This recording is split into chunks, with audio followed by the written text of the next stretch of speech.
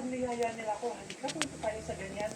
Yung parang, Wag yang shoes ni ate, Wilan.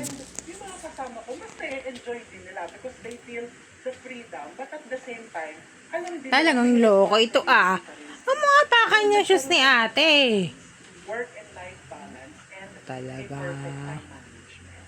What dish do you think Wilan. represents you or talagang parang this is something that I can associate myself with? Bibingka. Kasi pinaghirapan ko talaga yan. Yung journey ko ng bibingka, parang it took me 2 years ng pagtitrip ko, pagtitest ko ng recipe. Ay, nalait-lait talaga yan. Ang masakit yan, ang nalait ng pamilya. Kaya hindi ko na Ba't ganyan ka maglakad?